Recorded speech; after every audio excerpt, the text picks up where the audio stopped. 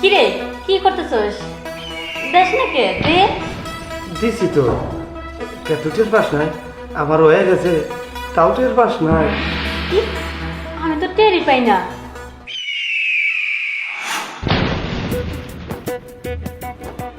ইস, যদি পড়াশোনা জানতাম তাহলে আজ মাইশের বাড়িতে কাম করা লাগতো না। এগুলো কি লেখছে কিছুই তো বুঝি না। আর বুঝবই বা কেমনে, পড়াশোনাই করি নাই। তুই পড়াশোনা না জানলে কি হইব? আমি তো ঠিকই জানি। দেখ, পড়ালেখা করেও আমি মানুষের বাড়ি কাজ করি। যেমন বাপ নিতেছস মনে হচ্ছে না কত শিক্ষিত। শিক্ষিত তো দেখ আমি করি, তুই শোন। মনে করে কাছে এসে পড়ায় তাহলে তো ভালো বুঝবি, দূর থেকে পড়ালে ভালো বুঝবি।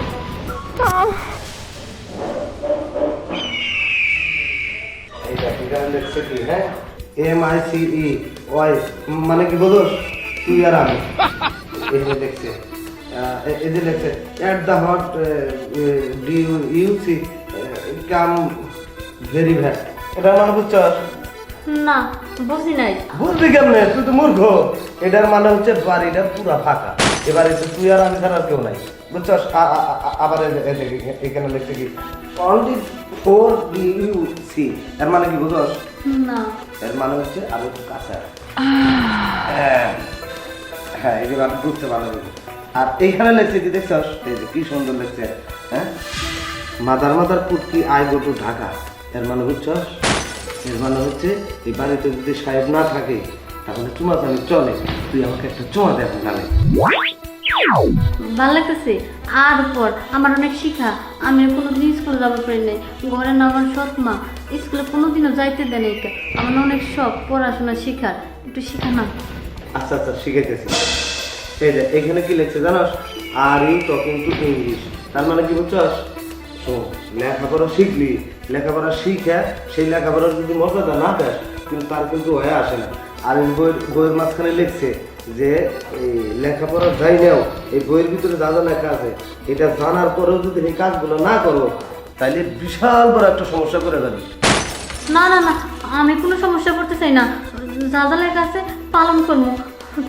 তুই পর। এই যে হিউজ বিগ তার মানে হলো, এর মানে হচ্ছে পম্পম গুলো বড়।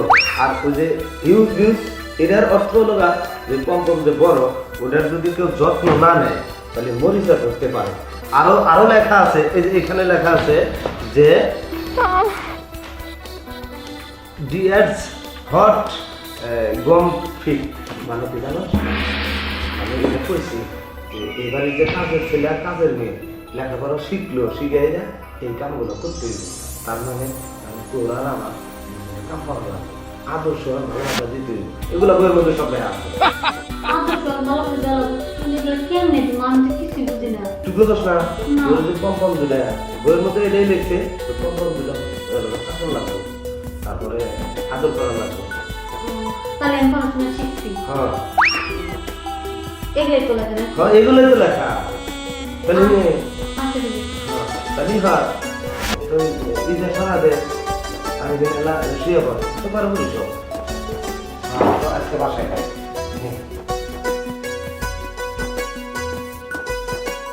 আচ্ছা দশে এটা আগে মাথার তলে দিয়ে নি। হ্যাঁ, তাহলে ব্যথা পারবে। হ্যাঁ হ্যাঁ, এই লেখাপড়ার গুরুত্ব আমরা কেউ দিই না রে। এখন তুই আমার ক কাম কাম ক। কাম কাম মানে কি?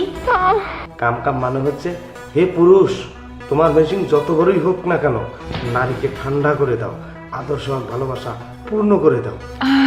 বইয়ের ভিতরে এত কিছু লেখা আছে, এটা লেখা নাই আমি যে বিয়ের আগে 600 মানুষের সাথে থাকছি, এটা লেখা নাই। আমার কাছে যে আইছে বা যে চাইছে আমি তো মনের বলে কারণ না করি নাই। বাহ, তুই তো খুব ভালো ফ্যামিলির মেয়ে রে। তারা বইটাকে দেখে নি। এখানে লাগছে ইউর ফ্যাট বিগ সন পুকুর, মানে কি জানোস?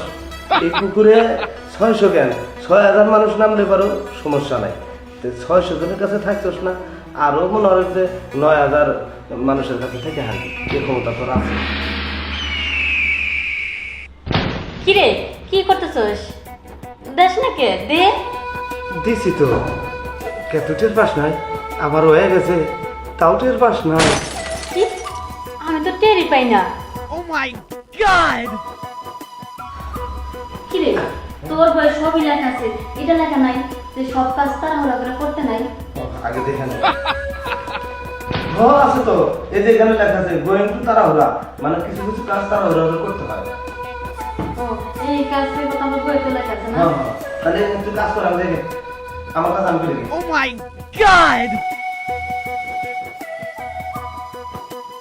এই বইয়ের ভিতরে যে এত কিছু লেখা আছে, সব কিছু যে আমার জীবনের সাথে মিলা যাইব, তা আমি তো ভাবতেও পারি নাই।